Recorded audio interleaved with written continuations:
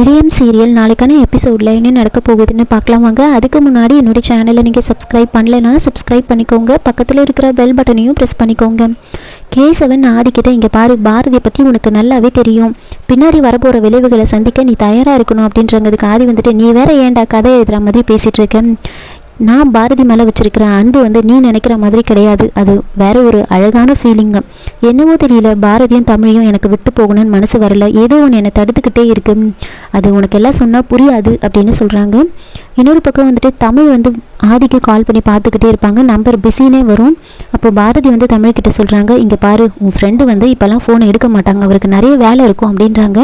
அதுக்கு தமிழ் இல்லை, எப்போவும் நான் பண்ணால் உடனே எடுத்து பேசுவாங்க, ஆனால் இப்போ ரொம்ப நேரமாக பிஸினே வந்துட்டுருக்கு அப்படின்னு ரொம்ப ஃபீல் பண்ணி சொல்லுவாங்க. இப்போ பாரதி தமிழுக்கு புரிய வைக்கிறாங்க, இங்கே பாரு, அவர் இப்போல்லாம் ஃபோனை எடுக்க மாட்டார், நீ சும்மா அவரை டிஸ்டர்ப் பண்ணாத, அவருக்கு நிறைய வேலை இருக்கும் அப்படின்றாங்க. அதுக்கு தமிழ் நீங்கள்லாம் என்ன சொன்னீங்க, லதா ஆண்டி சொன்ன மாதிரி ஃப்ரெண்டுக்கு கல்யாணம் ஆனால் தானே என்கிட்ட பேச மாட்டாருன்னு சொன்னீங்க, ஆனால் இப்போவே அவர் ஏன் பேச மாட்டாரு அப்படின்னு ரொம்ப அதை பற்றியே கேட்குறாங்க. அப்போ பாரதி நம்ம 2 பேருக்குள்ளே வேறு யாரும் வேண்டாம், உனக்கு தான் நான் இருக்கேன்ல, நீ ஏன் இப்படிலாம் பண்ணுற, உன் ஃப்ரெண்டு நல்லவர் கிடையாது, அவர் போய் சொல்லி நம்மளை ஏமாற்றுவார் அப்படின்லாம் சொல்கிறாங்க. அதுக்கு தமிழ் இல்லை, என் ஃப்ரெண்டு ரொம்ப நல்லவர் அப்படின்னு சொல்லிட்டு கோச்சிக்கிட்டு அங்கேருந்து எழுந்து போயிடுவாங்க. இப்போ பாரதி ரொம்ப ஃபீல் பண்ணுறாங்க, இவளுக்கு நான் எப்படி சொல்லி புரிய வைக்க போகிறேன்னு தெரியல அப்படின்னு யோசிச்சுட்டு இருப்பாங்க. அப்போ வாசுவோட ஃபோட்டோவை பார்த்து, என்னடா பார்க்குற, என்னை இப்படி தனியாக தவிக்க விட்டுட்டு போயிட்டியே அப்படின்னு ஃபீல் பண்ணுறாங்க. இன்னொரு பக்கம் மணி துரையை மீட் பண்ணி பேசுகிறாங்க. துரைக்கிட்ட துரைக்கும் பாரதிக்கும் எடுத்த பாஸ்போர்ட்டை கொடுக்குறாங்க. அதை பார்த்துட்டு, எங்களுக்கு எதுக்கு இந்த பாஸ்போர்ட்லாம், நாங்கள் தான் பாஸ்போர்ட்கே அப்ளை பண்ணலையே அப்படின்றாங்க.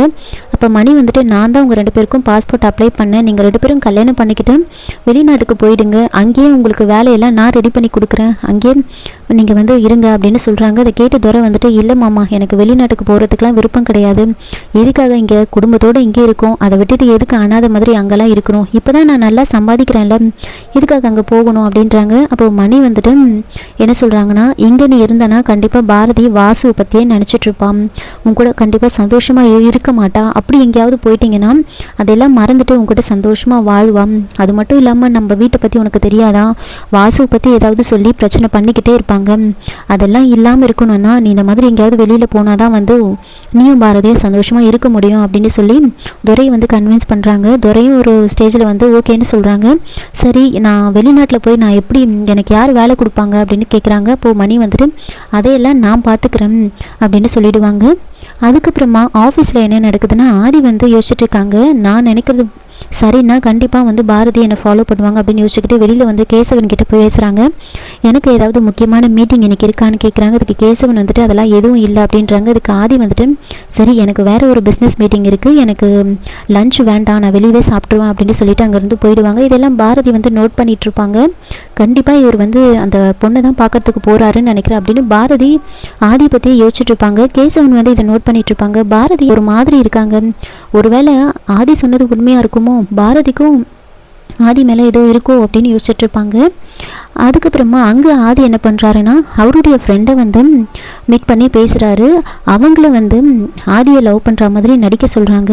அப்போது அவங்க ஃப்ரெண்டுக்கிட்ட பாரதியை பற்றியெல்லாம் சொல்லிகிட்ருக்காங்க. அதுக்கு அவங்க ஃப்ரெண்டு நீ சொல்கிற மாதிரி எல்லாமே கரெக்டாக ஒர்க் அவுட் ஆகுமா அப்படின்னு கேட்குறாங்க. அதுக்கு ஆதி நிச்சயமாக ஆகும், இப்போது பாரதிக்கிட்டேருந்து எனக்கு கால் வரும் பாரு அப்படின்னு சொல்கிறாங்க. கரெக்டாக பாரதி கால் பண்ணுறாங்க.